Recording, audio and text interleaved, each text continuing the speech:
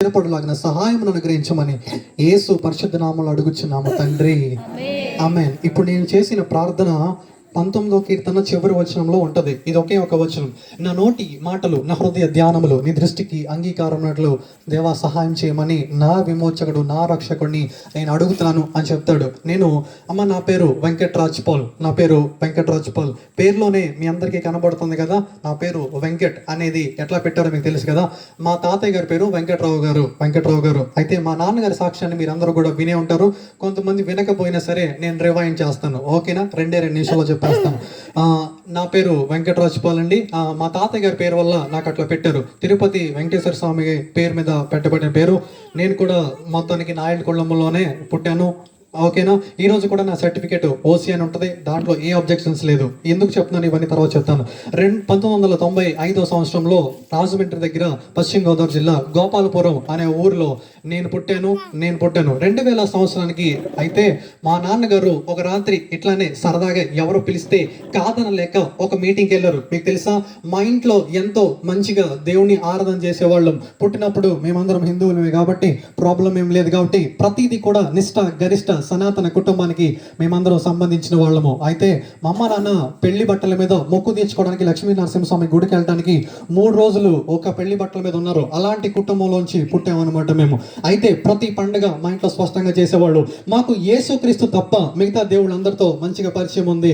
అందరి దేవుళ్ళని ప్రతి గురువారం సాయిబాబా గుడికి వెళ్తాం కూడా నాకు స్పష్టంగా తెలుసు, అన్నీ తెలుసు. మరి క్రిస్టియన్స్ లోకి ఎందుకు మారారా, ఈ దిక్కుమాలిన మతంలోకి మీరు ఎందుకు మారారా అనేది మీలో ఎవరికైనా ప్రశ్న వస్తే కనుక మేము కూడా ఇట్లా అనుకునే వాళ్ళమే. ఈ దిక్కుమాలిన మతం మాది కాదు, ఇది ఎవరికి లేని మతం అని మేము కూడా అనుకునే వాళ్ళం.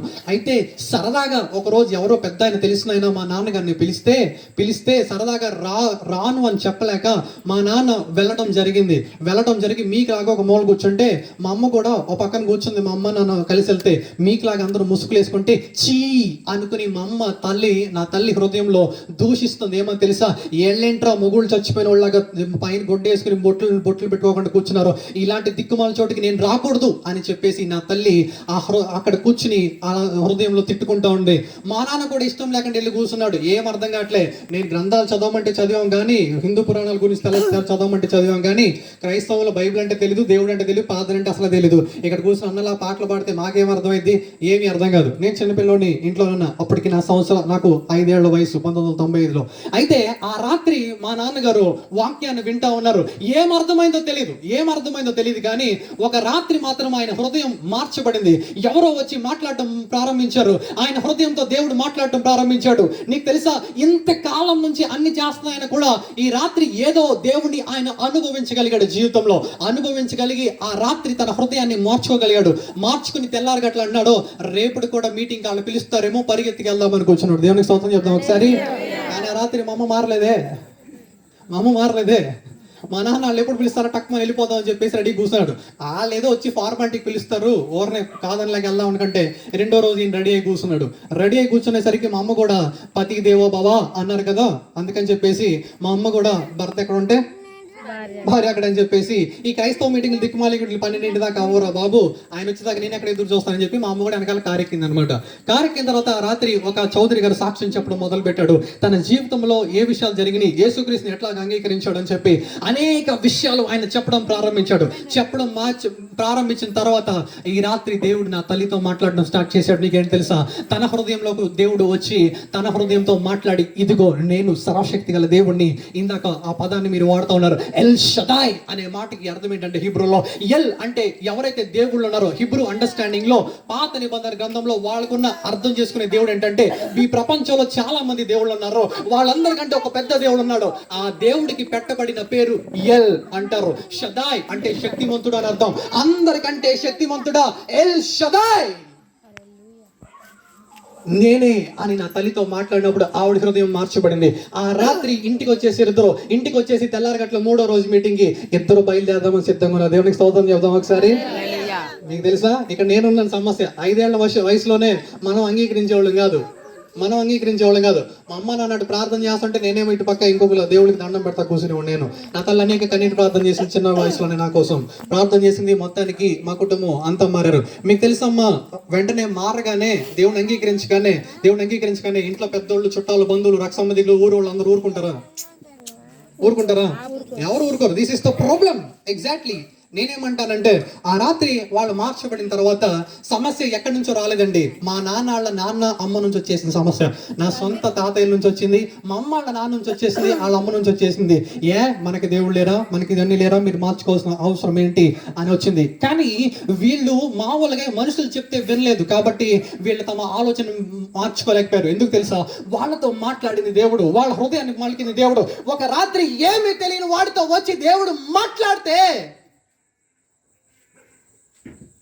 సంథింగ్, ఈ బైబిల్ ని నమ్మేది ఏంటి తెలుసా? This is the true word of God. ఇది శక్తివంతమైనదే, ఇది మనుషులతో మాట్లాడే గ్రంథం. It talks to the people. ఎవడో మనిషి రాసింది కాదు. మనుషులు వాక్యాన్ని ఎట్లా రాశారు తెలుసా? దైవాత్మ ప్రేరేపణ వల్ల రాశారు. The word was written not by the issues of the word, issues of the man, but when the people were inspired by the God, the scripture was written అని రాయబడు. మనుషుని ఇచ్చను బట్టి నాకు ఇష్టం వచ్చింది రాసుకుందామని చెప్పి మనుషులు వాక్యాన్ని ఎవడో రాయలే. ఇట్లా చెప్తే వాక్యం మనుషులు మారతారని చెప్పేసి ఎవరో రాయలే. వాక్యం ఎట్లా రాయబడి తెలుసా? మనుషులు పరిశుద్ధాత్మ ప్రేరేపితుడు, ఇన్స్పైర్డ్, ప్రేరేపితున్నట్టు ఇది రాయి అని తమ మనసులో దేవుడు చెప్పినప్పుడు అప్పుడు రాశారు. కాబట్టి ఇప్పటికీ 4000 సంవత్సరాలు అయినా సరే అనేక మతాలు ప్రపంచంలో ఎండ్ అయిపోయినాయి. కానీ బైబిల్ గ్రంథం ఈ రోజుకి మీ దగ్గర, నా దగ్గర మాట్లాడుతాను, అనేక మందితో మాట్లాడుతూనే ఉందండి. ఒకసారి చప్పట్లు కూడా తీసాను అనుభవం. యేసు ప్రభు చనిపోయాడు, 12 మందిని బయలుదేరారు బయటికి. 12 మంది 120 మంది అయ్యారు. 120 మంది మొత్తం 1200 మంది అయ్యారు. 1200 మంది బయటికి వెళ్ళారు. 1,20,000 మంది, 1,20,000 మంది బయటికి వెళ్ళారు. 12 కోట్ల అయ్యారు. 12 కోట్ల మంది బయటికి వెళ్ళారండి. 120 కోట్ల అయ్యారు. 120 కోట్ల కాదు కదా. ఈ రోజు భూ ప్రపంచంలో క్రైస్తవులు ఎంతమంది అయ్యా అని ఎవరైనా నన్ను అడిగితే నేను చెప్పగలిగిన ఒక ధైర్యంగా ఒక విషయం ఏంటి తెలుసా? భూమి మీద మొత్తం 750 కోట్ల మంది జనాభా ఉంటే 450 కోట్ల పై చిలుకులో క్రైస్తవులు ఉన్నారు. మీకు తెలుసా? ఇక్కడ కూర్చున్న మనందరం కూడా అఫీషియల్ గా క్రిస్టియన్స్ కాదేమో. లెక్కల్లో పూర్తిగా బీసీసీ అంటే మాత్రమే లెక్కలు ఎంతమంది తెలుసా? వీడు అఫీషియల్ గా క్రిస్టియన్ రా అనేవాళ్ళు ఎంతమంది తెలుసా? 450 కోట్ల మంది ఉన్నారు. ఒకవేళ అన్అఫీషియల్ గా చూసుకుంటే ఇంకెంతమంది ఉంటారు మీకు తెలుసా? బైబిల్ కొన్న speciality. What is the speciality of the Bible? మనం ఎవ్వరూ కూడా ఇది మారయ్యా అని చెప్పి బలవంతం చేసి మార్చేది ఎవడూ లేడు. ఇప్పటి వరకు మారిన ప్రతి ఒక్కళ్ళు కూడా క్రైస్తవం ఎందుకయ్యా ప్రపంచ వ్యాప్తంగా 12 మందితో బయలుదేరి 450 కోట్ల మందికి రీచ్ అయిందా అంటే మీకు తెలుసా? ఏదో డబ్బు తీసుకుని మార్చేవాళ్ళు ఎవరు లేరు. జ్ఞానవంతులు ఉన్నారు భారతదేశంలో. ఈరోజు ప్రపంచవ్యాప్తంగా జ్ఞానవంతులు ఉన్నారు, ఐశ్వర్యవంతులు, చదువుకున్న వాళ్ళు, సైంటిస్టులు ఉన్నారు. మీకు తెలుసా? ప్రపంచంలో 90% మంది క్రైస్తవులందరూ కూడా, సైంటిస్టులు అందరూ కూడా క్రైస్తవులే, దేవుని నమ్మేవారే. Even with the Albert Einstein, the greatest scientist ever, E is equal to mc square, mass for energy formula. ఇప్పటికి కూడా ప్రపంచంలో ఎవరికి అర్థం కావట్లేదు ఆ ఎనర్జీ స్క్వేర్ మాస్ ఫార్ములా ఏంటో. ఇంత గొప్ప క్రైస్తవం ఎలా స్ప్రెడ్ అయింది తెలుసమ్మా? నేను వెళ్ళి చెప్పేస్తే ఎవడో మారిపోలే, నేను వెళ్ళి చెప్తే ఎవడో మారలే. ఇక్కడ కూర్చున్న వారందరూ కూడా, మీరందరూ కూడా ఎవరో వచ్చి చెప్తే మేము చెప్పేస్తే మా మాటలకి, మా వాక్ చాతుర్యానికి, నా గొప్పదనం బట్టి, నా మాటలు బట్టి ఇక్కడ ఎవరు మారరు. I damn surely tell you one thing that is very for sure. ఖచ్చితంగా చెప్పగలిగిన ఒక మాట ఏంటో తెలుసా? ఈవెన్ నాతో సహా ఓర్కనే బైబిల్ నేను నమ్మలే, నేను అనుభవించాను. It's an experience. అయితే నా ఎక్స్పీరియన్స్ని కొంచెం ముందుకు తీసుకెళ్తాను, ఈరోజు నా సాక్ష్యాన్ని ముందుకు పంచుకుంటున్నాను. అయితే మా నాన్న అమ్మన ఎంతో కష్టపడ్డారు. నిజం మీకు తెలుసా అండి ఎంత భయంకరమైన పరిస్థితులు ఉండేలేమో. ఒకరోజు మా నాన్నగారు బియ్యం వ్యాపారం చేస్తారు, లక్షలు సంపాదించేవాడు. 2000 సంవత్సరంలో లక్షలు సంపాదిస్తే తర్వాత ఈ దేవుడు నమ్ముకున్న తర్వాత ఈ బైబిల్ పట్టుకుని వ్యాపారాన్ని వదిలేశాడు మా నాన్న. వ్యాపారాన్ని వదిలేస్తే బియ్యం షావుకారు ఇంట్లో 2003 సంవత్సరంలో తినటానికి మెతుకు బియ్యం గింజ కూడా లేని పరిస్థితి వచ్చేసింది. ఒక బియ్యం షావుకారు ఇంట్లో, మా నాన్న బైబిల్ పట్టుకుని బైబిల్ చదువు ప్రకటిస్తూ ఉండేసరికి తినటానికి లేని పరిస్థితి వచ్చేసింది. మీకు తెలుసా? మా నాన్న పక్కన గవర్నమెంట్ జాబ్ ఎంప్లాయ్. మా అమ్మ నాన్న ఫోన్ చేస్తే ఒక లారీ బియ్యం వస్తాయి వెంటనే ఇంటికి. అది మా రేంజ్ అక్కడ. ఈవెన్ ఎంఆర్ఓ గారైనా, ప్రెసిడెంట్ అయినా, చుట్టుపక్కల మండల ప్రెసిడెంట్ అయినా, జిల్లా పరిషత్ చైర్మన్ అయినా సరే మా తాత వాళ్ళ ఇంటికి వచ్చి కూర్చోవలసిందే. మా తాత ఒకళ్ళ ఇంటికి పోడు. అంత రాయల్ ఫ్యామిలీ మాది. ఏ దిక్కుమాలోళ్ళుగా రాలేదంటే క్రైస్తవంలోకి. అయితే తినటానికి లేనప్పుడు ఆ రోజు పరిస్థితిలో మా అమ్మ నాన్న కనీసం సొంత నాన్నలు ఇద్దరిని, మా అమ్మ అడగట్లేదు, మా నాన్న అడగట్లేదు, కడుపు మార్చుకుందాం దేవుని కోసం, చచ్చిపోతే చచ్చిపోదాం. ఎందుకు ఆ నిర్ణయం తీసుకున్నా తెలుసా? ఇప్పుడు వాళ్ళ దగ్గరికి వెళ్ళి అడిగితే వాళ్ళు ఏమంటారు తెలుసా? ఆ టైంలో ఇట్లా అంటారేమో, నమ్ముకుని వెళ్ళారుగా, మమ్మల్ని కాదని వెళ్ళారుగా, ఏం చేశాడు మీ దేవుడు అంటారా అనరా? అలా అంటారేమో. నా వల్ల నీ నామం అవమానపరచకూడదయ్యా, నీ కోసం అవసరమైతే చచ్చిపోతాం, కానీ మేము వాళ్ళ దగ్గరికి మాత్రం వెళ్ళి అడిగేది లేదని చెప్పి మా అమ్మ నాన్న తెగేసి కూర్చున్నారు. చిన్నపిల్లలు మేము కూడా ఆకలితో ఉన్నాం. కానీ నా ప్రభు వదిలేస్తాడమ్మా? ఆకాశ పక్షుల్ని వదులుతలేదు, మమ్మల్ని వదిలేస్తాడా? ఈరోజు ప్రపంచంలో పక్షులు బతుకుతున్నాయి, చిన్న చిన్న జంతువులు బతుకుతున్నాయి, అడవిలో యానిమల్స్ బ్రతుకుతున్నాయి, ప్రతిదీ బ్రతుకుతున్నాయి. అన్నిటికంటే శ్రేష్టమైన వారం తన ఆత్మ చేత మనందరినీ కూడా దేవుడు సృష్టిస్తే నన్ను వదిలేస్తాడా? ఈ రోజు వరకు కూడా అమ్మ, ఆ రోజు నుంచి ఆకలితో కేకలు పెట్టిన రోజు నుంచి ఈ రోజు కూడా నా ప్రభు ఒక్క రోజు కూడా పస్తులుంచలేదమ్మా. దేవునికి స్తోత్రం చెప్దాం ఒకసారి. పస్తులుంచలేదు కదా. 2007 సంవత్సరంలో మాది రాజమండ్రి దగ్గర నుంచి ఇటు గుంటూరు జిల్లాకు వచ్చేసాం. మా నాన్నగారు పాస్టర్ గారు అయ్యారు. మా నాన్నగారు పాస్టర్ గారు. మీకు తెలుసా, అప్పులోంచి వచ్చాం. ఈరోజు దేవుడు ఎంత ఆస్వాదించాడంటే నాకు కోట్లు వస్తుంది. కూర్చుని 10 తరాలు 20 తరాలు తిన్నా నాకు ఏం చెల్లదు. ఏ పని చేయకుండా బతికే స్థాయి ఇచ్చాడు దేవుడు నాకు. కానీ ఇవేమి నాకు ఎక్కట్లే. అయితే నా పరిస్థితికి వస్తున్నాను. మా అన్నయ్య గారు కూడా పాస్టర్ గారు అయ్యాడు. నాకైతే ఈ సేవ చేయడం కానీ, నేను ఈ దిక్కుమాలిన సేవ చూసరికి నా వల్ల కాదయ్యా బాబు పాస్టర్, కానీ ఈ బతకలేనులే అని చెప్పేసి నేను చేదరించుకున్నాడు మా నాన్న చూసి. అయితే చేదరించుకున్న నా బతుకు ఎట్లా అయిపోయిందో చెప్తానండి. నేను ఎలా అనుకునేవాడు అంటే, క్రైస్తవ్యంలో ఉండాలి, మీకు ఆయనే వచ్చి సరదాగా మూల కూర్చుని దేవుడా అనుకుంటే మోక్షానికి వెళ్ళిపోవాలి. ఇది నా బతుకు. అంతే తప్ప ఈ పాస్టర్ జాబ్లు ఇవన్నీ నాకు వద్దురా బాబు. ఈ తలగు ఎవడని ప్రతి ఒక్కరి చేత మాట అనిపించుకోవాలి, ప్రతి ఒక్కళ్ళు తిడతారు, ఏమనకూడదు, ప్రేమించాలి. నిన్ను తిట్టేవాడి కోసం వాడు బాగుండాలని ప్రార్థన చేసేవాడు క్రైస్తవుడు అని బైబిల్ చెప్తుంది.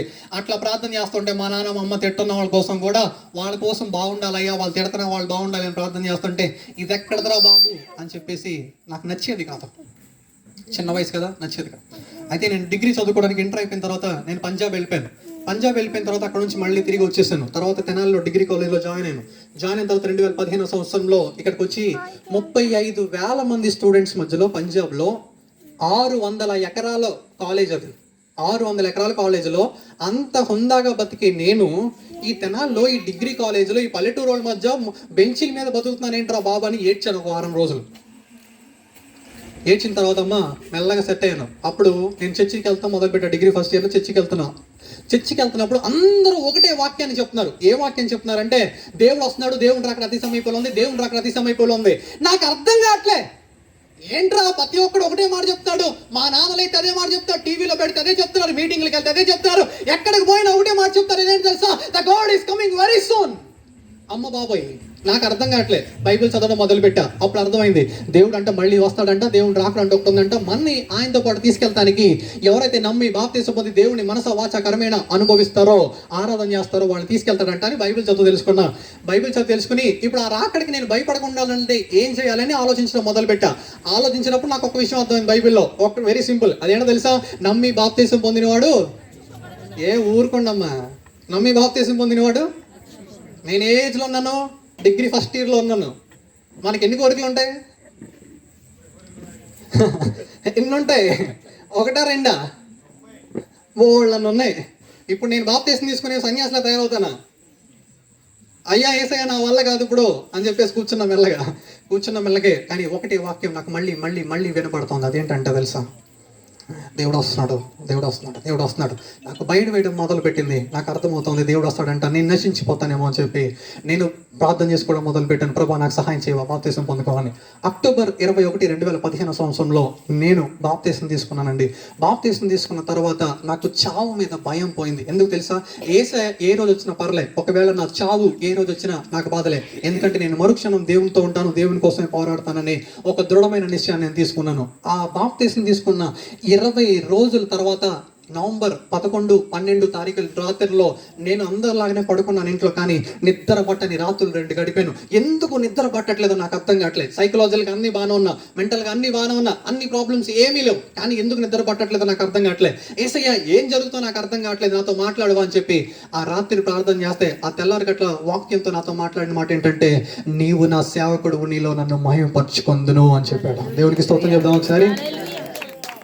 ఆ రోజు స్పష్టంగా నా హృదయానికి అర్థమైందండి. నేను బైబిల్ రోజు చదివేవాడిని, కానీ ఏ రోజు నాతో మాట్లాడుతున్న ఫీలింగ్ రాలే. కానీ ఆ రోజు వాక్యం చదువుతుంటే నాలో I'm able to experience something. అది ఎప్పుడు అనుభవించలే. ఈ రోజు కూడా తలుచుకుంటే నా కళ్ళలో ఆనందం వస్తుంది, మనసులో సంతోషం వస్తూ ఉంటుంది. For the first time I'm able to sense God. అక్కడ తెలుసుకున్నా, ఆ రోజు అనుభవించిన దాంతో ఆ రోజు నిర్ణయం తీసుకున్నా. అయితే సేవకుడు అని చెప్పిన తర్వాత ఇంట్లో చాలా రోజులు ఈ విషయాన్ని చెప్పలేకపోతే కొంతమంది అన్నారు, ఏమో బైబిల్ అప్పుడప్పుడు చదువుతుంటే కోఇన్సిడెన్స్గా ఏదో వాక్యం అట్లా తగిలితే నీకు అనిపిస్తే అట్లా అయిపోతుందా అన్నారు కొంతమంది.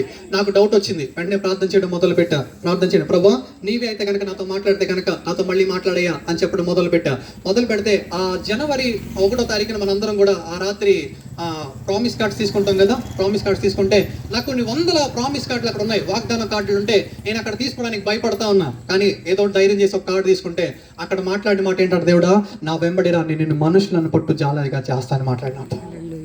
నాకు డౌట్ వస్తుంది, ప్రభు అంటే పేతురుని ఎట్లయితే పిలిచాడో నేను నిన్ను పిలుస్తున్నాను, నా వెంబడిరా, నేను మనుషులను పట్టు జాలరిగా చేస్తాను చెప్తే ఆ రోజు నిర్ణయం తీసుకున్నానండి. ప్రభా ఈ ఊపిరి ఉంటే నీ కోసమే బతుకుతా, ఈ ఊపిరి ఉంటే నీ వాక్యాన్ని చెప్తా, ఊపిరి ఉంటే నీ కొరకు జీవిస్తా, ఊపిరి లేకపోతే నీతో పాటు మరుక్షణం నీ రాజ్యంలో ఉండాలని నిర్ణయం తీసుకున్నా. ఆ రోజు నుంచి ఈ రోజు వరకు నేను పరిగెడతానే ఉన్నా. బస్ స్టాండ్లు ఖాళీ లేదు, ఆటోలను ఖాళీ లేదు, నేను ఇక్కడ కానీ అక్కడ అని కాలేజీలని బయట నేను ఎక్కడున్నా సరే ఒకటే మాట చెప్తాను తెలుసా, ఏసై వస్తున్నాడమ్మా, ఏసైని నమ్ముకోండి అని చెప్పి ఒకే ఒక్క మాట సూటిగా స్పష్టంగా నాకు తెలిసిన జ్ఞానంతో వాక్యాన్ని ఇప్పుడు ప్రకటిస్తానే ఉంటాను. నాది 2018 సంవత్సరంలో డిగ్రీ అయిపోయింది.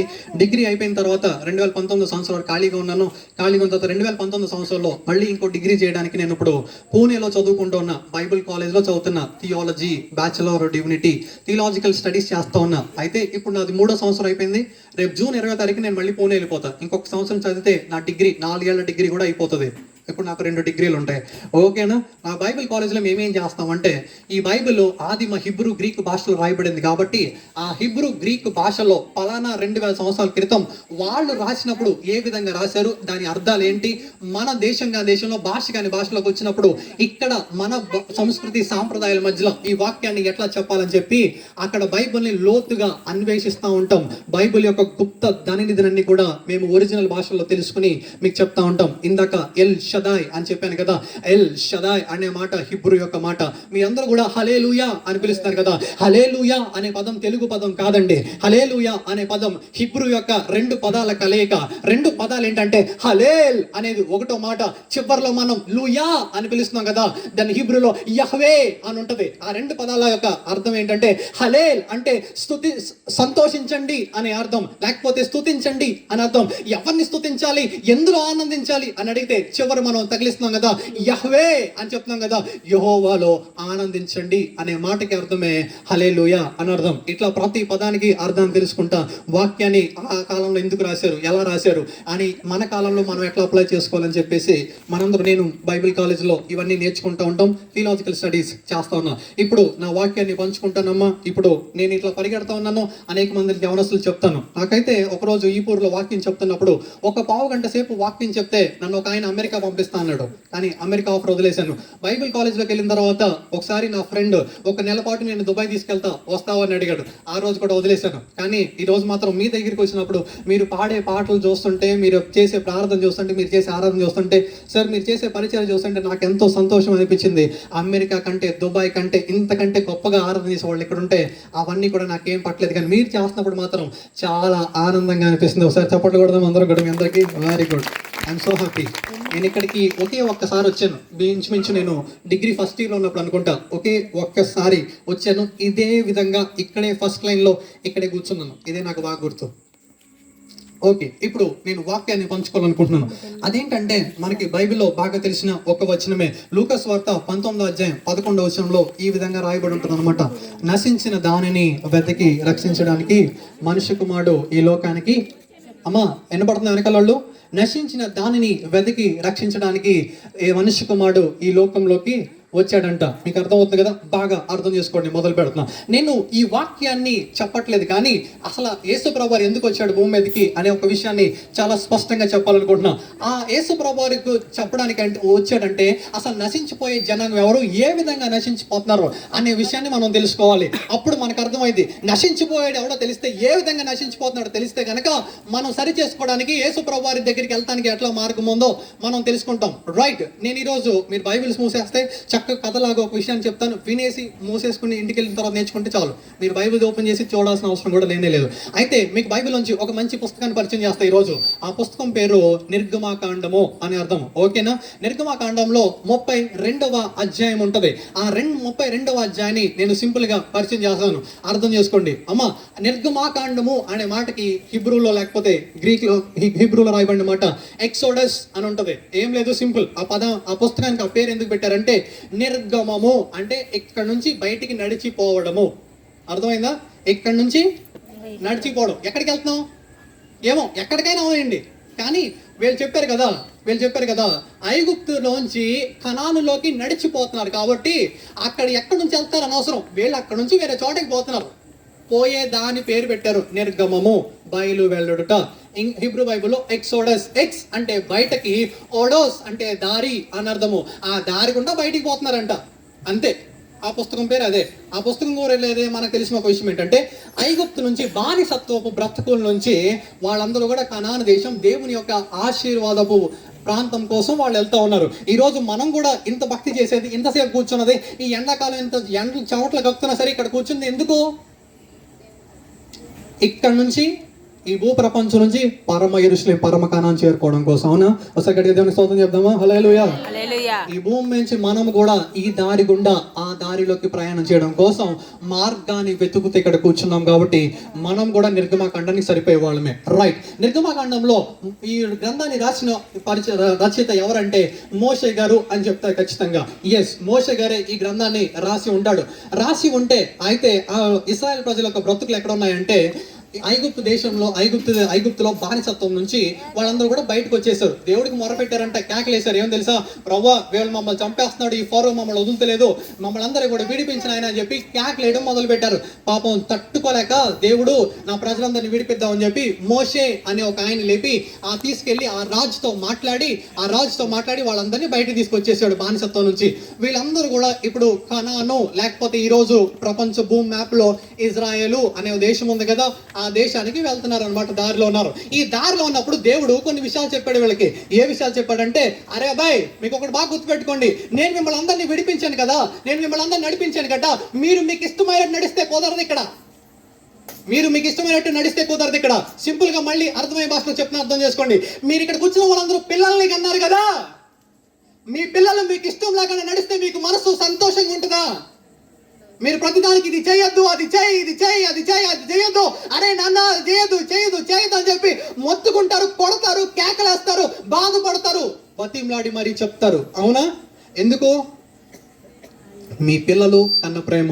మీకంటూ కొన్ని రూల్స్ ఎట్లా ఉన్నాయో, నా పరమ తండ్రి కూడా మనందరినీ కన్నవాడు కాబట్టి, మనందరినీ కూడా పెంచి పోషించేవాడు, నడిపించేవాడు కాబట్టి, మనకి ఎట్లా నడవాలో తెలియదు కాబట్టి ఆయన కూడా పిల్లల్లాగా మనం చూసుకుంటూ మనకు కూడా మార్గాన్ని నిర్దేశిస్తూ ఉంటాడు. నువ్వు నేను ఎట్లా నడవాలో మనకు చెప్తా ఉంటాడు అనమాట.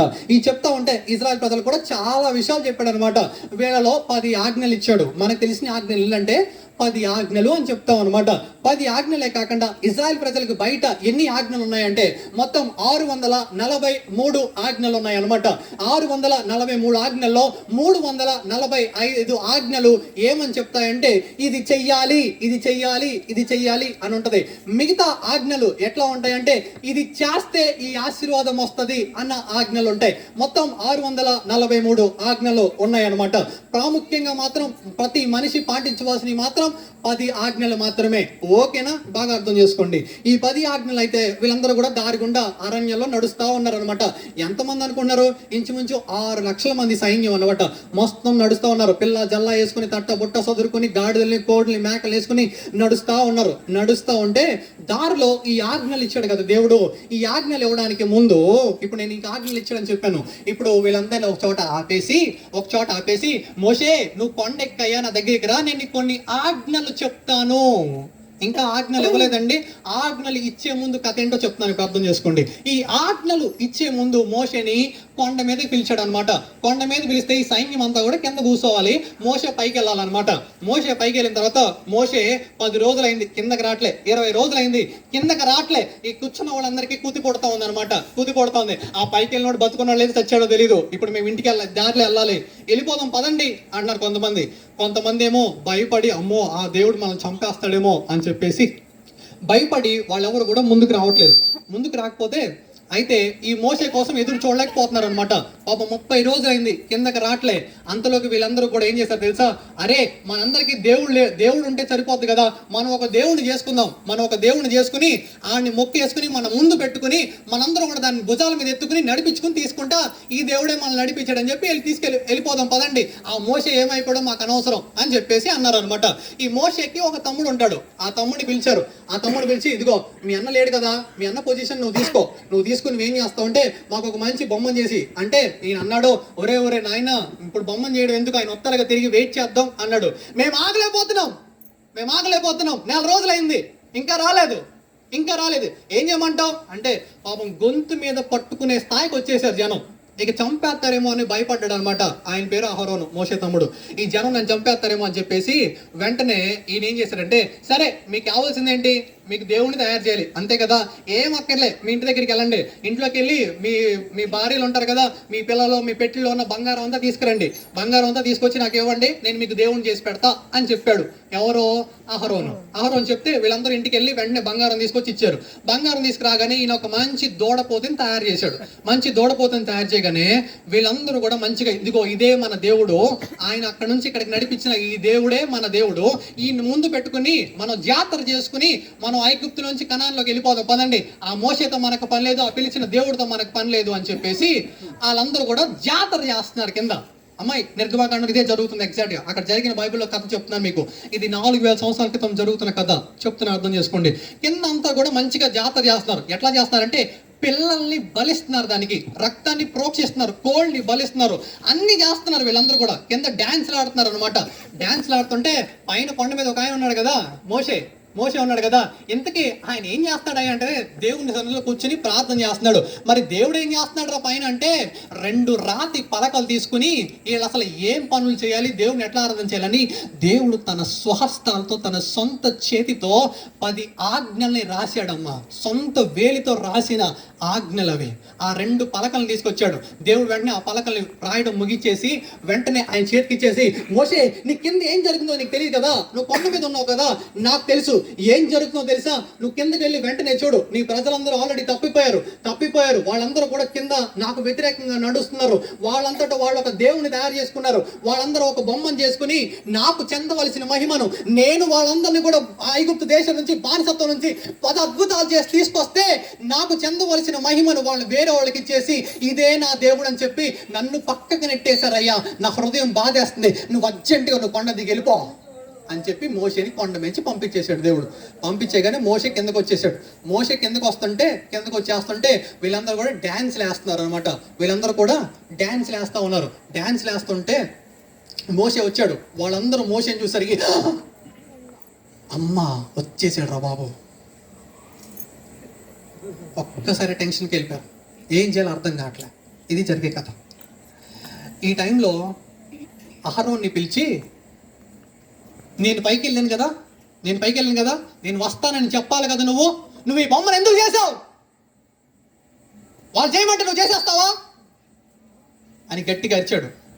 అప్పుడు అహరోన్ అన్నాడు, నేనేం చేయలేదు బాబు, నా గొంతు మీద కత్తి పెట్టారు వాళ్ళందరూ కూడా, నేనేం చేయలేదు, వీళ్ళే నా చేత చేయించారు, నేను కూడా ఏం చేయలే, బంగారం తీసుకురమ్మన్నా బంగారం తీసుకెళ్ళి అగ్నిలో వేసా, అదంతటా అదే దేవుడు అయిపోయాడు అని చెప్పారు. అని చెప్పేసరికి మోషేకి వెంటనే కోపం వచ్చేసింది. అహరోన్ని పక్కకి నెట్టేసిన తర్వాత లాస్ట్లో ఇక మోషే దగ్గరికి వెళ్ళి, అమ్మ ఈ దారిలో జరుగుతున్న ఒక విషయం ఏంటంటే దేవుడు 2 పలకలు ఇచ్చాడని చెప్పాను కదా, ఈ జనాల దగ్గరికి రాగానే మోషేకి ఎక్కడ లేని కోపం వచ్చేసింది. ఆ దేవుణ్ణి చూసి కానీ లేకపోతే వీళ్ళు చేసే జాతర చూసి కానీ దేవుడికి చెందాల్సిన మహిమను ఇంకొకళ్ళు వీళ్ళు సొంతగా కొన్ని దేవుళ్ళు చేసుకుంటే దేవుడి కోపం వచ్చేస్తే ఆ మోషని పంపిస్తే మోషకి కూడా కోపం వచ్చేసింది. బాగా అర్థం చేసుకోండి. ఈ మోషే దేవుడు రాసిన పలకలు ఉన్నాయి కదా, స్వహస్తాలతో రాసిన పలకలు ఉన్నాయి కదా, తీసుకెళ్ళి ఏం చేసేది గిరాడేసి కొట్టాడు అనమాట. మొక్కలు రెండు మొక్కలైనవి పలకలు. బాగా అర్థం చేసుకో. ఫస్ట్ పగలు కొట్టేశాడు, వాళ్ళందరి దగ్గరికి వెళ్ళాడు, ఆ బొమ్మని కాల్ చేశాడు, వాళ్ళందరినీ తిట్టాడు. తర్వాత అహరోన్ దగ్గరికి వెళ్ళాడు, నువ్వెందుకు ఇట్లా చేసావని చెప్పేసి అహరోన్ అడిగాడు. ఇదే కథ, ఎంతకు మించి ఏం లేదు. ఇప్పుడు దాంట్లోంచి మనం నేర్చుకునే 3 పాఠాలు ఏదైనా ఉంటే కనుక మీకు బాగా అర్థమయ్యేది చెప్తాను. జస్ట్ 20 నిమిషాల్లో నా వాక్యాన్ని ముగిచ్చేస్తాను. బాగా అర్థం చేసుకోండి. జస్ట్ 20 నిమిషాలు మాత్రమే అమ్మా. ఇప్పుడు ఫస్ట్ దీంట్లోంచి నాకు 3 శబ్దాలు వినబడతా ఉన్నాయి. ఒక శబ్దం గురించి మాత్రమే నేను మాట్లాడాలనుకుంటున్నాను. ఇప్పుడు మోషే కొండ మీద ఉన్నాడు, కింద వీళ్ళందరూ కూడా ఆ యొక్క దేవుని ఆరాధన చేస్తుంటే, వీళ్ళు సొంతగా కల్పించుకుని చేసుకున్న దేవుని ఆరాధన చేస్తుంటే, ఇప్పుడు దేవుడికి ఆ శబ్దం ఎట్లా వినబడింది? పాపంలా వినపడింది. మీకు అర్థమవుతుందా? ఈరోజు మనం కూడా అంతే. మనం కూడా మనకిష్టమైనట్టు దేవుడిని ఆరాధన చేస్తుంటే దేవుడికి అది పాపంలా వెళ్తుందేమో. ఈరోజు చాలా మంది దేవుడిని ఆరాధన చేయండి రా బాబు అంటే క్రైస్తవులు ఏం చేస్తా ఉన్నారు తెలుసా? వాళ్ళకి ఇష్టమైనట్టు ఆరాధన చేస్తున్నారు. చర్చికి రండి అంటే బాబు పండగకు వస్తాను సార్, ఈ ఆదివారం చర్చికి రాయంటే ఈ ఆదివారం నాకు కుదరదు సార్. దేవుడికి ఇష్టమైనట్టు నువ్వు దేవుడిని ఆరాధన చేయాలి, కానీ నీకు నాకు ఇష్టమైనట్టు దేవుడిని ఆరాధన చేయకూడదు. ఈరోజు బైబిల్ మాట చెప్తూ ఉంటాడు, దేవుడికి పెట్టబడిన పేరు ఇమ్మానుయేల్, దేవుడు మనకి తోడు అని అర్థం అని చెప్పాడు. ఈరోజు దేవుడిని ఎట్లా చేశారో తెలుసా మీకు? మీ నా ఇంట్లో పెంపుడు కుక్కలా చేశారు దేవుడిని. I'm sorry to say this. క్రైస్తవులే. ఈ పదం వాడటం కొంచెం భయంకరంగా ఉంది, నాకు కూడా ఇబ్బందికరంగా ఉంది. కానీ నిజమేంటి తెలుసా మీకు? దేవుడు ఈ రోజు యేసుక్రీస్తు నమ్ముకున్న ప్రతి ఒక్కడు ఆ దేవుడిని ఆరాధన చేయమంటే, క్రైస్తవుడు ఈరోజు దేవుడిని ఎట్లా ఆరాధన చేస్తారో తెలుసా? పెంపుడు కుక్కలా చేస్తున్నారు. నీ పెంపుడు దేవుడు ఏంటి బ్రదర్ ఎట్లా అంటున్నావు? నీకు అర్థమవుతుందా? అమ్మా, ఈ బైబిల్ చెప్తున్న మాట ఏంటో తెలుసా? తన సిలువను తను ఎత్తుకోవాలి, ఈ నా మాటలు అంగీకరించి, ఈ నా ఆజ్ఞలు గైకొని, ఈ నా కట్టడను అనుసరించి, నువ్వు నేను క్రైస్తవులో మారిన తర్వాత, నీవు నేను దేవుడిని తెలుసుకున్న తర్వాత, నీకు ఇష్టమైనట్టు నాకు ఇష్టమైనట్టు ఆరాధన చేయకూడదు. వాళ్ళు అనుకున్నారు మోషే కోసం మేము ఎదురు చూడలేం, మాకు ఇష్టమైనట్టే. నీకు నాకు ఇష్టమైనట్టు కాదు. నీకు ఇష్టమైనప్పుడు వస్తా, నీకు కష్టమైనప్పుడు మానేస్తా, నాకు ఇది చేస్తా. నో. ఒకవేళ కనుక నీ మాట ఇదైతే దేవుడికి శబ్దం ఎట్లా వినపడుతుంది తెలుసా? నీకు క్రిస్మస్ పండగకి వెళ్ళి సంవత్సరానికి ఒకసారి కానుక ఒక 5,000 వేసేసి, ఒక 10,000 వేసేసి, దేవా నీకు స్తోత్రం, ఆమేన్ పాస్టర్ గారు నేను దేవుడిని దీవించను కాకనే వావ్ అనిపిస్తుందేమో. ఆ శబ్దం నీకు బాగా అనిపిస్తుందేమో. పాస్టర్ నన్ను దీవించాడు కదా అనే శబ్దం నీకు చెవులో వినసొంపుగా అమృతంలా పడుతుందేమో. కానీ బైబిల్ చెప్పే మాట ఏంటో తెలుసా? పండగ క్రైస్తవులు అంటే నీ శబ్దం నాకు పాపంలా వినబడుతుంది. నువ్వు సంవత్సరానికి ఒకసారి వెళ్ళి, లేకపోతే నీకు ఇష్టమైనప్పుడు ఒక చోటకు వచ్చి దేవుడికి వచ్చి ఆరాధన చేస్తుంటే నువ్వు చేసే ప్రార్థన నాకు పాపంలా వినబడుతుంది. It's like a sin. పాపం ఏం చేస్తా తెలుసా? మనిషిని విచక్షణని కోల్పోయేలా చేస్తుంది.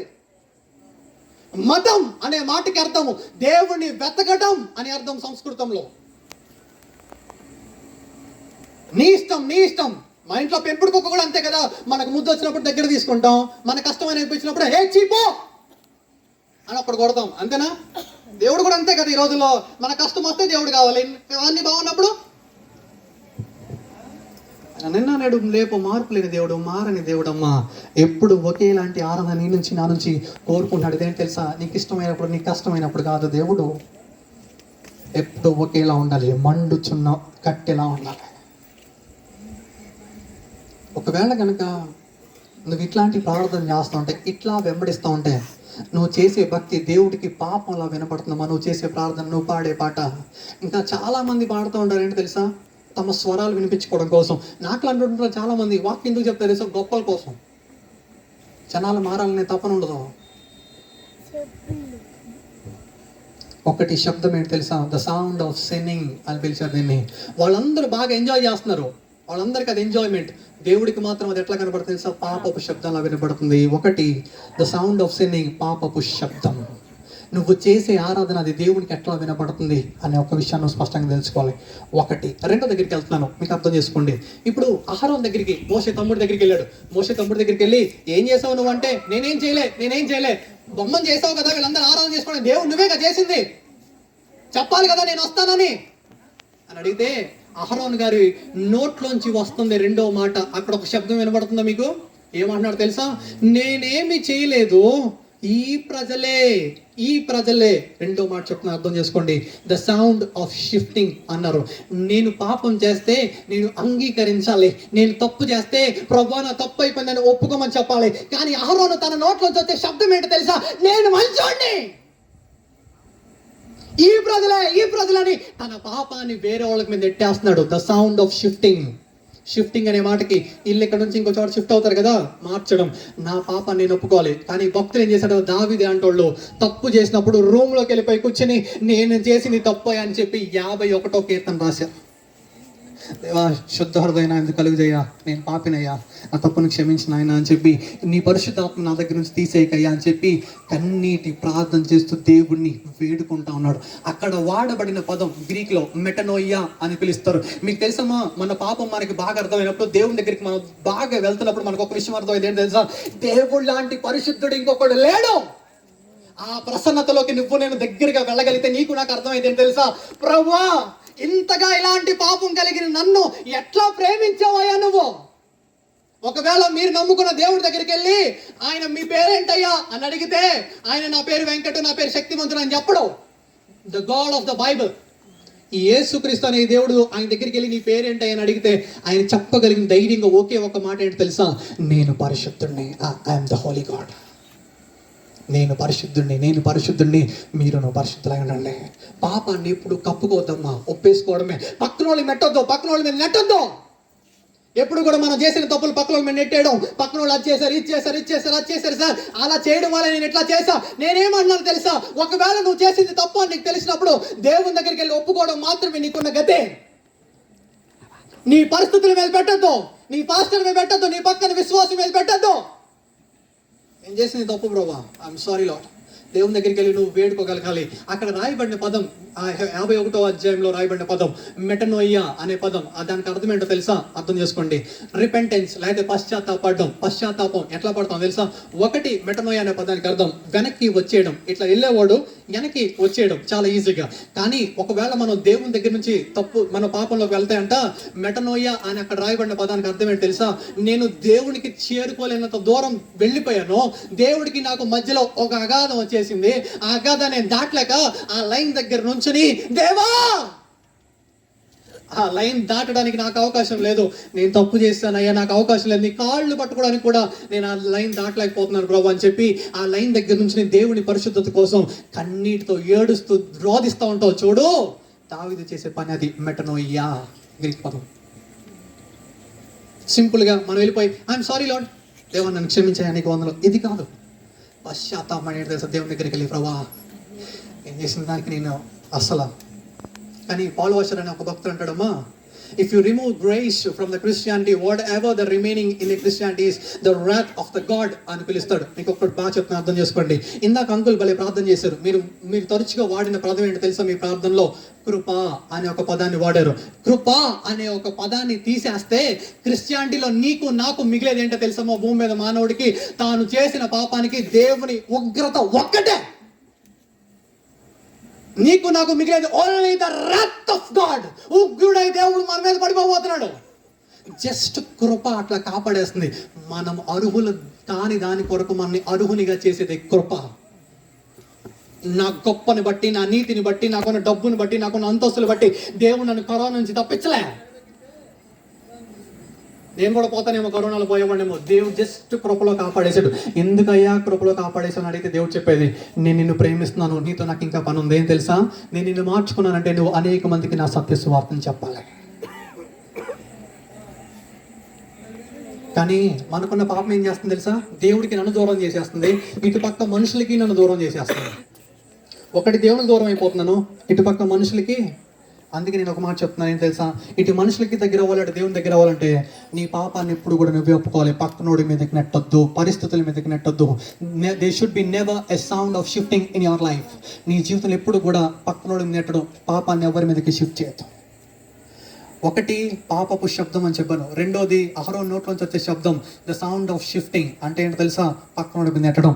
ఇక మూడోది చెప్తున్నానమ్మా, ఇది నన్ను ఈ విషయాన్ని నేను తెలుసుకున్నప్పుడు నా వెంట్రుకలు నిక్కపొడుచుకున్నాయి, నా హృదయంలో సంతోషం వచ్చింది, నా కళ్ళలో నీళ్ళు వచ్చినాయి నేను ఈ వాక్యాన్ని తెలుసుకున్నప్పుడు. ఈ మూడో విషయం చాలా శ్రేష్టమైనది. అదేంటి తెలుసా, ఈ శబ్దం ఎక్కడి నుంచి వస్తుందో మీకు చెప్తాను. ఇప్పుడు మోషేకి కోపం వచ్చిందని చెప్పాను కదా, మోషే చేతిలో ఏమున్నాయి, రాతి పలకలు ఉన్నాయి. ఆ పలకల్లో చెక్కింది ఎవరు, దేవుడు చెక్కాడు. దాని మీద ఏమున్నాయి, 10 ఆజ్ఞలు ఉన్నాయి. ఆజ్ఞలు రాసింది ఎవరు, దేవుడు.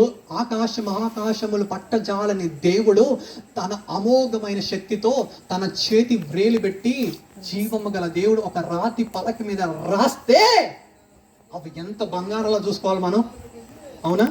దేవుడు సొంత చేతితో రాశాడు అని చెప్పి మనం ఎంత జాగ్రత్తగా చూసుకోవాలి. కానీ మోషేకి ఎందుకో చేంజ్ చేశాడు, ఎరాటేసి కొట్టాడు. అప్పుడు మీకు ఒక శబ్దం వినబడుతుందా, ద సౌండ్ ఆఫ్ బ్రేకింగ్, పగిలిపోయిన శబ్దం వినబడుతుందా, పగిలిపోయిన శబ్దం.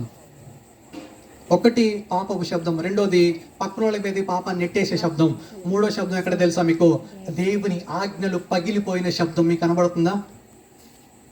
ఇప్పుడు చెప్తాను, బాగా అర్థం చేసుకోండి అమ్మా. ఆ రాతి పలకలు ఎందుకు పగిలిపోయినాయి, ఆ రాతి పలకలు ఎందుకు పగిలినాయి, మోషే ఇసురు కొట్టడం వల్ల పగిలినాయి. అసలు మోషే ఎందుకు ఇసురు కొట్టాడు, కోపం వచ్చింది. మోషేకి ఎందుకు కోపం వచ్చింది, మనుషులు పాపం చేయడం వల్ల, మనుషులు దేవునికి ఇష్టం లేని పని చేయడం వల్ల మోషేకి కోపం వచ్చింది. సో మనుషులు దేవునికి వ్యతిరేకంగా పాపం చేసినప్పుడు మోషే కోపం వచ్చి ఆజ్ఞలు పగలగొట్టాడు.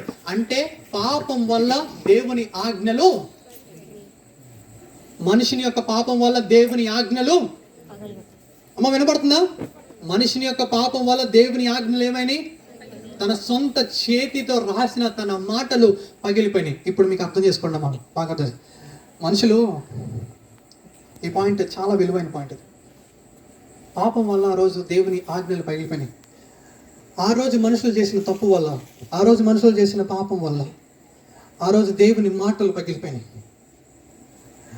మళ్ళీ అదే 2000 సంవత్సరాల తర్వాత ఈ భూమి మీద ఉన్న వాళ్ళందరూ కూడా పాపం చేస్తున్నారని ఇప్పుడు ఆ మాటలు ఒక శరీరాన్ని దలుచుకుని, వాక్యము శరీరాన్ని తీసుకుని భూమి మీదకి వస్తే ఆ రోజు ఆజ్ఞలు పగిలిపోయినాయి. ఈ రోజు నా ప్రభువుని సిలువేశారమ్మా. ఆ రోజు మాటల్ని పగలు కొట్టేశారు. అదే ప్రభు వీళ్ళు పాపాల నుంచి కాపాడదామని చెప్పి ఆ వాక్యము, ఆ ఆజ్ఞలు ఏదైతే ఉన్నాయో అవి శరీరాన్ని తలుచుకుని దేవుడే భూమి మీదకి వస్తే ఆయన్ని కూడా చంపేశారమ్మా మనుషులు. ఇంకా మనిషి ఎట్లా రక్షించబడతాడు? సరే, నా ప్రభు మనందరి కోసం కూడా చనిపోయాడు అనుకుంది, చనిపోయాడు. ఈరోజు నువ్వు నేను ఏం చేస్తున్నావు, వాళ్ళ సంగతి తీసేద్దాం. ఈరోజు నువ్వు నేనేం చేస్తున్నాం, అదే వాక్యాన్ని, అదే నా ప్రభు ఎన్నిసార్లు సిలివేస్తాం మనం. ఎప్పుడైతే ఆజ్ఞలు పాపం మనం చేస్తామో ప్రతి చోట ఆయన వాక్యాన్ని తిరస్కరిస్తానే ఉన్నాం, ప్రతి చోరి ఆయన సిలివేస్తానే ఉన్నాం. మనుషుల పాపం వల్ల ఆ రోజు ఆజ్ఞలు పగిలిపోయినాయి. అదే మనిషిని రక్షిద్దామని చెప్పి, నశించడాన్ని రక్షిద్దామని చెప్పి ఆయనే, ఆ వాక్యమైన దేవుడు శరీరానికి భూమి మీదకి వస్తే ఆయన్ని బ్రతకనివ్వలే. సరే, ఆయన చనిపోయి మనందరికీ రక్షణ ఇచ్చాడు. రక్షణ ఇస్తే ఈరోజు నువ్వు నేను కూడా మళ్ళీ మళ్ళీ మళ్ళీ మళ్ళీ సిలివేస్తున్నాం. ఎట్లా సిలివేస్తున్నాం తెలుసా? నీ శత్రువును ప్రేమించమని వాక్యం చెప్తుంది. ఇక్కడ ఎంతమంది శత్రువును ప్రేమించగలరమ్మా? ఇక్కడ మనం మీటింగ్లో ఉన్నాం కదా, ఎవరైనా 10 మంది వచ్చి మనందరినీ కొట్టేశారు అనుకో, వాళ్ళ కోసం ప్రార్థన చేయగలమా? ప్రభు వాళ్ళని దీవించిన ఆయన ప్రార్థన చేయగలమా? This is Christianity. ఇదే క్రైస్తవ్యం అంటే. మిమ్మల్ని నిందించే వారి కోసం ప్రార్థన చేయండి, మిమ్మల్ని శపించే వారిని దీవించండి. నీకు ఎవడైనా నిన్ను తిడితే ప్రభు వాడిని బాగుండాలయ్యా, ఇది క్రైస్తవం నేర్పించిందమ్మా.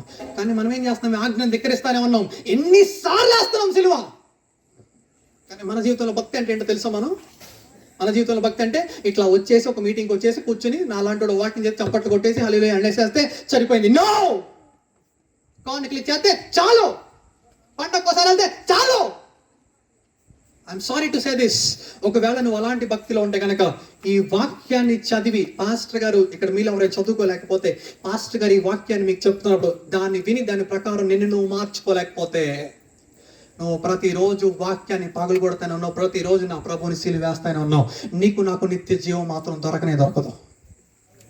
ఎవడైతే తన సిలువను తాను ఎత్తుకోలేదు, సిలువను ఎత్తుకోవడం అంటే ఈ చచ్చిపోయిన సమాధి పెట్టిన తీసుకొచ్చుకోవడమే. ఇట్లా అమ్మా బ్రతకడం ఈజీయా, ఇట్లా బ్రతకడం ఈజీ అంటే అమ్మా చాలా మంది ఇట్లానే బ్రతికారు. ఈరోజు నాకు కూడా యవ్వన కాలంలో చాలా కోరికలు ఉంటాయి, నాకు కూడా చాలా కోపాలు వస్తాయి, నన్ను తిట్టేవాళ్ళు చాలా మంది ఉంటారు. అయినా సరే ఏ రోజు కూడా ఇంటికి వెళ్ళిపోయి ఒకటే ప్రార్థన చేస్తాను, ప్రభా ఈరోజు నన్ను వెళ్ళి తిట్టారు అనుకోండి, ప్రభా వాళ్ళని దీవించిన ఆయన, వాళ్ళని రక్షించిన ఆయన అని చెప్పి నిన్ని కోసం ప్రార్థన చేసేవాడు. నువ్వు అనేక మంది కోసం ప్రార్థన చేసేదాన్ని ఇలా ఉండాలి, ప్రార్థన చేసేవాళ్ళు ఉండాలి. ఈ వాక్యాన్ని కోసం నిన్ను నువ్వు అర్పించుకోవాలి. ఈ వాక్యం అంత విలువైందమ్మా. నేను మీకు మళ్ళీ చెప్తున్నాను, ఏమీ లేనప్పుడు, ఏమీ తెలియనప్పుడే మా నాన్న మా అమ్మతో మాట్లాడింది. ఈరోజు నా కుటుంబంలో ఎవరు మారలేదండి. నాకు చుట్టాలు లేరు, నాకు బంధువులు, ఎవరింటికి పోను నేను. ఎందుకు తెలిసిన, ఎవరు మమ్మల్ని పిలవరు, అందరూ వెళ్ళేశారు, వదిలేశారు. నాకు బంధాలు లేవు. 15 సంవత్సరాల నుంచి నా జీవితంలో ఎవరైనా పిలిచేవాళ్ళు ఉంటే బాగుండు, మా మీటింగ్లు ఉండి అందరూ మావయ్య బాబాయ్ అని పిలుచుకుంటే బాగుండు అనిపిస్తుంది.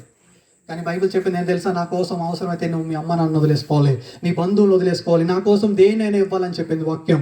నేను వాళ్ళెవ్వరిని ద్వేషించట్లే, కానీ వాక్యాన్ని మాత్రం నెరవేర్చినట్టు తెలుసా. ఒకవేళ నా వాక్యాన్ని కోసం వాళ్ళే నీకు అడ్డైతే అని వాక్యం చెప్పింది, అందరిని వదిలేసుకున్నా. నువ్వు చేసే భక్తి ఎట్లా ఉంది?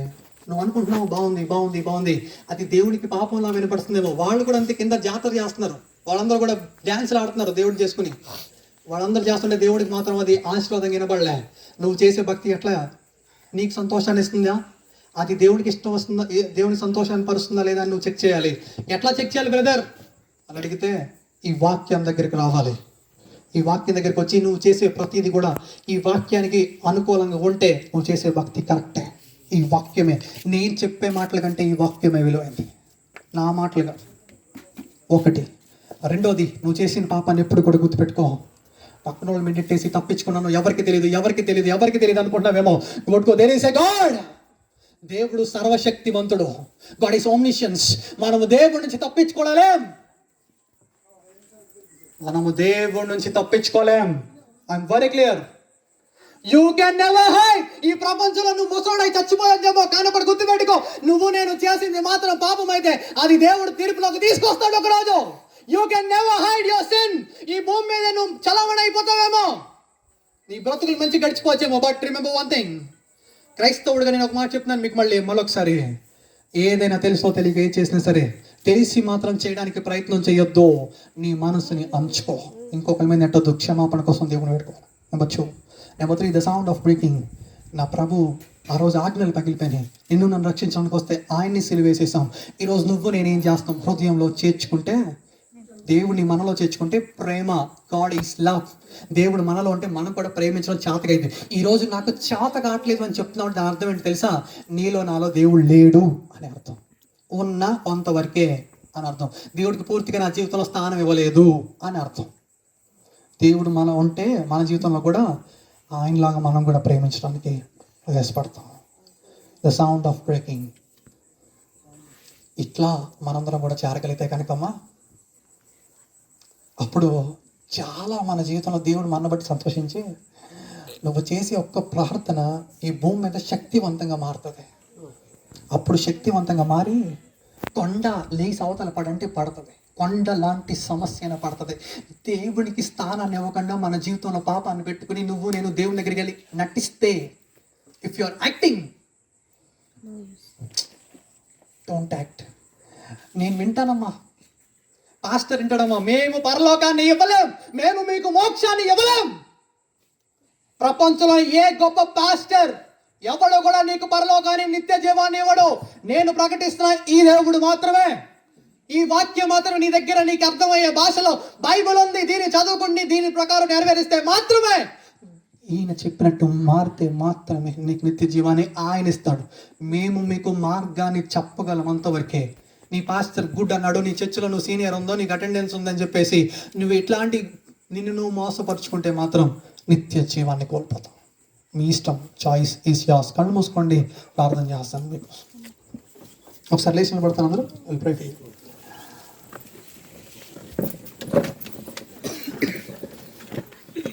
ఒకసారి కళ్ళు మూసుకోండి, ఒక మాట చేద్దాం, ఒక్క ప్రార్థన చేద్దాం. దేవా ప్రభా, ఈ భూమి మీద చాలా మంది నేను అనుభవించి మారుతున్నారు, చాలా మంది మంచిగా బతుకుతున్నారు. నేను బతకలేకపోతానేమో. ఒక్క మాట చేసి చెప్పగలను ప్రభా, నేను నటిస్తున్నానేమో ప్రభా, నీకు నువ్వు నన్ను పెంపుడు దేవుడిగా చేసుకున్నానేమో. నేను ఐమ్ సారీ లార్డ్, నన్ను క్షమించవు, నన్ను క్షమించవు. నాకు ఇష్టమైనప్పుడు నాకు ఇష్టం వచ్చినట్టు ప్రభా నువ్వు అసలు నువ్వేం చెప్తున్నావు, నీ హృదయం ఏంటని వదిలేసాను. I'm sorry lord. వాక్యాన్ని తెలుసుకుంటాను ప్రభా, నీ సేవకులు చెప్పే మాట వింటాను ప్రభా. రోజు రోజుకి నీ వలే మారుతాను ప్రభా. నీ కోసం అవసరమైతే నా ప్రాణాన్ని ఇస్తాను ప్రభా. అందరినీ ప్రేమిస్తాను ప్రభా, నీ ఆజ్ఞల్ని పాటిస్తాను ప్రభా. నీ కోసం మరింత రోషంగా బతుకుతాను ప్రభా. అమ్మ రేపొద్దున పరిస్థితులు భయంకరంగా ఉంటాయి. ఇంకా బైబిల్ చెప్పింది అంచెదిన అపాకరం కలొస్తాయి. అవసరమైతే నువ్వు బైబిల్ పట్టుకున్నందుకు నిన్ను చంపేస్తారు, దాంట్లో డౌటే లేదు. బీ ప్రిపేర్డ్, దానికి కూడా సిద్ధపడండి. బైబిల్ మోయబడుతుంది కొన్ని రోజుల్లో. నీకు వాక్యం చెప్పేయడానికి మేము ఉండం, ఎవరు ఉండరు. బైబిల్ అనేది భూమి మీద ఉండదు. కొన్ని రోజుల్లో బైబిల్ మోయబడుతుంది. అవకాశం ఉండగానే వాక్యాన్ని మరింత ధ్యానం చేయాలి. అవకాశం ఉండగానే దేవుడి దగ్గర పడాలి. వాక్యం మోయబడే రోజు ఒకటి వస్తుంది. భయంకరమైన పరిస్థితులు వస్తాయమ్మా. ఈరోజు బైబిల్ బయటికి చెప్పినట్టు కొన్ని రోజుల్లో బైబిల్ మోయబడుతుంది, ప్రవచనం నెరవేర్పులోకి వస్తుంది. కానీ నేను అడుగుతున్నా ఒక మాట ఏంటి తెలుసా అమ్మా, ఇశ్రాయేలు ప్రజలైతే దేవుణ్ణి పాపం చేసి రెచ్చగొట్టేసి దేవుణ్ణి చంపేసారు కూడా అవసరం అయితే. ఈరోజు నువ్వు నేను ఏం చేస్తున్నావు అనేది పాయింట్. ప్రభా నా పాపాన్ని నేను ఒప్పుకోగలుగుతానా? తెలుసో తెలియకో కాదు, తెలిసే చేస్తాం ప్రతిదీ. ప్రభా మనుషుల నుంచి తప్పించుకొచ్చామని నుంచి నేను తప్పించుకోలేను. నా శత్రువుని నేను ప్రేమిస్తానయ్యా. నేను ఎవరితో గొడవలు పెట్టుకును, నా ఊరి క్షేమ కోసం, నా భద్రత కోసం, అన్ని కోసం నేను ప్రార్థన చేస్తున్నాను. నేను రక్షణ పొందాను ప్రభు, మీ బాప్తీసం పొందాను, రక్షణ అమ్మ ఇంకా రక్షణ పొందాలి. టక్క దేవుని కోసం పరిగెత్తాలి, నీ కుటుంబం కోసం అంగలార్చాలి, నీ దేశం కోసం నువ్వు అంగలార్చాలి. నీ కుటుంబం రక్షించబడద్దా? నా ప్రభు ఒక్కడే రక్షించగలమ్మా. నేను అనుకుంటాను చాలాసార్లు, ప్రభా నన్ను ఎందుకు ప్రేమించావయ్యా? ఈరోజు మనల్ని ప్రేమించాడంటే దేవుడు అనేక మందిని మన ద్వారా రక్షించాలనుకుంటున్నాడు. దేవుడు నిన్ను సెలెక్ట్ చేసుకున్నాడు. నువ్వు నా బిడ్డవే, నిన్ను నా కోసం ప్రార్థన చేస్తావు, నీ మొర నేను విందామని చాలాసార్లు అనుకున్నాడు దేవుడు. కానీ మనం ప్రార్థన చేస్తేగా నన్నే ఎన్నుకున్నాడంటే ఒకటి గుర్తుపెట్టుకుని దేవుడు మనకు అవకాశం ఇస్తున్నాడు. ప్రభా ప్రార్థన చేస్తున్న దేశాన్ని మీరు రక్షించండి. మేమందరం నీ స్వరూపంలోకి మారడానికి ఇక్కడ కూర్చున్న వారందరూ మరింత బలంగా శక్తివంతమైన ప్రార్థన వీరులుగా, నీ సేవకులుగా ఈ గ్రామాన్ని, ఈ దేశాన్ని మార్చే వీరి ప్రార్థన ద్వారా నీకు ఈ రాజ్యాన్ని కట్టే వారికి వీరందరినీ దీవించండి. ఈ మైక్ నుంచి ఎంతమంది వింటున్నారో ప్రభా, నువ్వు అందరినీ ప్రేమించే దేవుడు. వారి పరిస్థితులు ఏంటో మాకు తెలియదు, వారిని దీవించండి. ఎవరైనా బాధపడుతుంటే, ఎవరైనా అప్పుల్లో ఉంటే, ఎవరైనా చెప్పుకోలేని సమస్యలు ఉంటే ప్రభా వారిని కూడా ఒకసారి మీరు దర్శించండి. ఈ మైక్ శబ్దం ఎంతమంది ఉన్నారో వారందరినీ దీవించండి. అందరూ బాగుండాలి ప్రభా. ఈ గ్రామము శాంతి సమాధానంతో సుభిక్షంగా ఉండాలి. ఈ గ్రామం అందరూ తండ్రి ఒకరినొకరు ప్రేమించుకుంటూ మరింత అభివృద్ధి పదంలో ఇది కృపను మీరు అనుగ్రహించమని యేసు పరిశుద్ధ నామములో అడుగుచున్నాము తండ్రి, ఆమేన్. దయచేసి కూర్చోండమ్మా.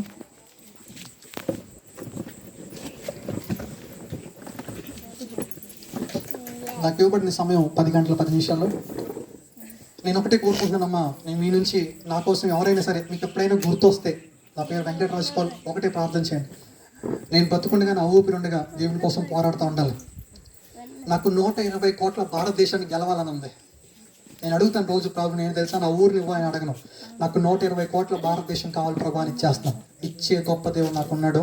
నా కోసం ప్రార్థన చేస్తే ఒకటే ప్రార్థన చేయమని ప్రార్థన చేస్తారంటే, ప్రభు యవనస్తుని మీరు రక్షించారు, యవన కాలంలో వాడి కుడివి కానీ ఎడమ కానీ తొట్టుకోకుండా నీ బాణంగా వాడబడాలి అంతే. నాకు డబ్బులు, ఆస్తులు, అంతస్తులు ఏమొద్దు. ఒకటే కోరుకుంటున్నాను, అనేక మంది రక్షణ పొందాలి, అనేక మందికి నేను ప్రేమను ప్రకటించాలి. ఈ భారతదేశం 120 కోట్ల మందిని కూడా ప్రభు కోసం గెలవాలని ఒకటే ప్రార్థన చేస్తాను. నా కోసం మీరు అదే ప్రార్థన చేయాలని మీ అందరికీ కోరుకుంటున్నాను. అవకాశం దావజనులకి ప్రత్యేకంగా వందనాలు సార్. దేవుడు మిమ్మల్ని దీవించును గాక. ఆమేన్. Thank you.